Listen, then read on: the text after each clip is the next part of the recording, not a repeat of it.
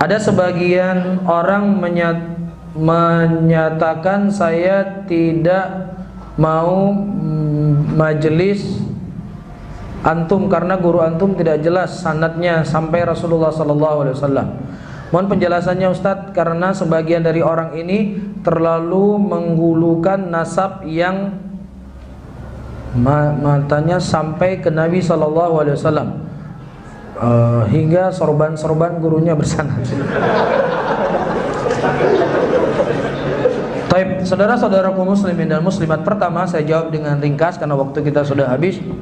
Guru-guru kami Syekh Muqbil rahimahullah, beliau punya sanad sampai kepada Imam Syaukani, dan Imam Syaukani itu punya sanad sampai kepada Imam Bukhari, dan Imam Bukhari sanadnya sampai kepada Rasulullah sallallahu alaihi wasallam. Saya ulangi kembali, gurunya guru kami Syekh Muqbil itu beliau punya sanad sampai kepada Syaukani, dan Syaukani punya sanad sampai kepada Imam Bukhari, dan Imam Bukhari itu punya sanad sampai kepada Rasulullah sallallahu alaihi wasallam. Ini kalau kita cerita bersanad. Yang kedua, ya kita ingin tanya sama mereka, Taib sekarang, tolong jelaskan kepada kami sanad amalan maulid yang kalian lakukan sampai enggak kepada Rasulullah?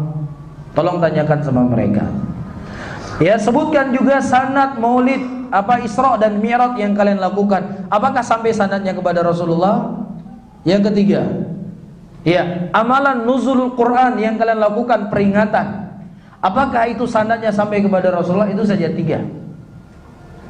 Ya, nah jangankan untuk menyampaikan gurunya sampai kepada Rasulullah, amalannya saja belum tentu sampai kepada siapa? Rasulullah sallallahu alaihi wasallam. Kemudian selanjutnya, ayyuhal ikhwah rahimani wa rahimakumullah, ketika kita membaca hadis, Rasulullah sallallahu alaihi wasallam mengatakan, la taqul bishimal fa inna syaitan yaqul wa yashrabu bishimal. Janganlah engkau makan dengan tangan kiri, karena sesungguhnya syaitan itu makan dan minum dengan tangan kiri. Hadisnya ada dalam kitab sahih. Kita baca hadis tersebut di Sahih Bukhari, kemudian kita amalkan. Bukankah kita sudah sampai sanadnya kepada siapa? Kepada Rasulullah sallallahu alaihi wasallam.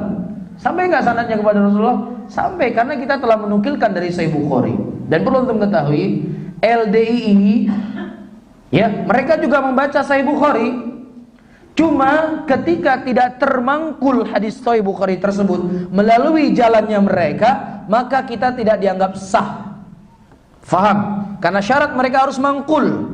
Jadi apa yang kita dengar dari Sahih Bukhari itu harus termangkul melalui jalannya mereka. Tapi kalau kita membaca Sahih Bukhari, ya, dan kemudian kita mengamalkan apa yang ada dalam Sahih Bukhari dengan penjelasan Al-Hafidz Ibnu Hajar, maksudnya begini-begini, tidak sah menurut mereka, karena tidak mangkul melalui guru mereka. Ini adalah diantara tanda-tanda hizbiyah, tanda-tanda al-hizbiyah. Bisa difahami di sini. Jadi kalau ditanya apakah bersanad, walhamdulillah kita punya guru, sanad guru kita sampai kepada Rasulullah sallallahu alaihi wasallam. Bisa difahami ya? Allahu a'lam bishawab. Mungkin itu ringkasnya, mungkin pada pertemuan akan datang kalau yang perlu kita tambah. Saya akhiri, Allahumma shalli ala Muhammadin wa ala alihi wa ashabihi wa man tabi'u bi ihsanin ila yaumiddin. Wassalamualaikum warahmatullahi wabarakatuh.